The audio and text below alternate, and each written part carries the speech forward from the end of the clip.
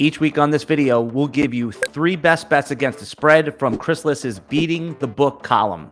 I'm Alan Seslowsky. He's Chris Liss. Watch him to the end to get Chris's long shot money line pick. You talked about that there might be an edge in week 18. I usually have a good week on the last week of the season. And I think the reason is that I have a small edge, which I think is an edge at the end of the year. There's teams that are resting players for the playoffs. They're already made it. They don't have much to gain. Those are teams like the Packers. Okay? Teams that are in the playoffs and they're playing for like minor seeding adjustments, and it's not clear how much they value those. Those are teams like the Cowboys. Then there's teams that like have to win to get in. Teams like the Niners that are going to absolutely be going all out. That are basically in a playoff right now. Right. Or the Titans, who they're in, but like if they win, they get home field throughout the playoffs in a bye. So huge stakes for those kind of teams. And then there are teams that that are eliminated completely. You know, teams like the football team, the Giants, teams like that, the Falcons. And I think the mistake people make, because there's these categories, is they miscategorize some teams. So they'll take a team like the Falcons that has nothing to play for, and they'll put them in the box of the Packers, who have nothing to play for. There's a very different nothing to play for.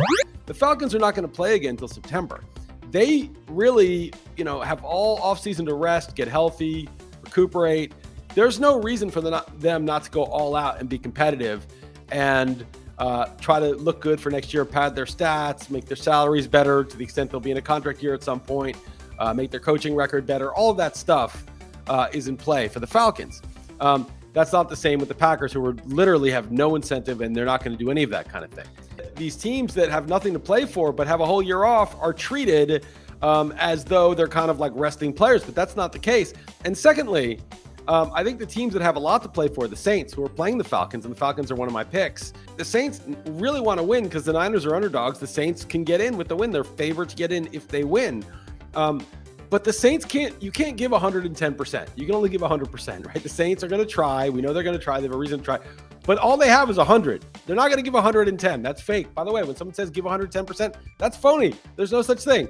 Right. Okay? It's proverbial for try your best. Right. And real man give negative 10%, but that's the only person who can do it.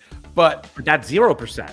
Well, it's below 0, negative 10, right? So no, but 110 doesn't mean anything. So, okay, so you have the Falcons who are totally trying and the Saints who are totally trying.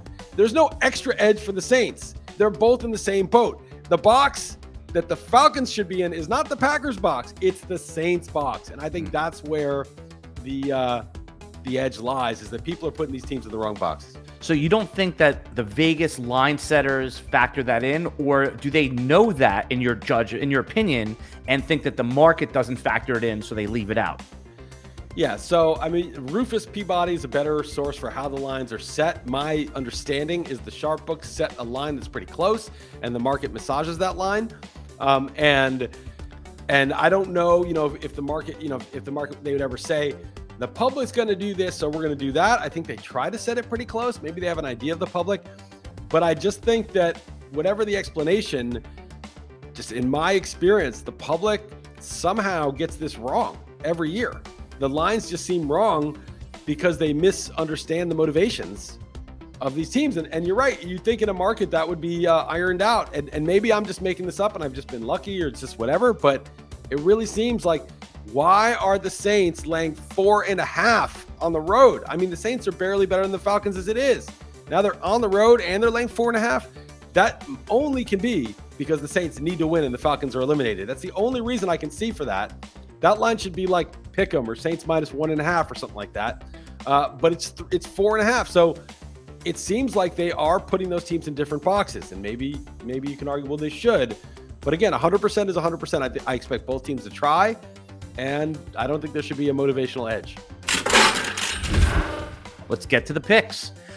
Who's your first best bet against the spread for week 18? I like the Niners. It's probably better if Jimmy G plays, but even with Lance, who got some good experience and really seemed to improve in the second half, I like them getting 4.5 in LA. It's a must win for the Niners, and the Rams really care about this proceeding. So this is, they could lose the division to the Cardinals if they lose and the Cardinals win. So I just think it's a big line. I think this is going to be a close game between two good teams.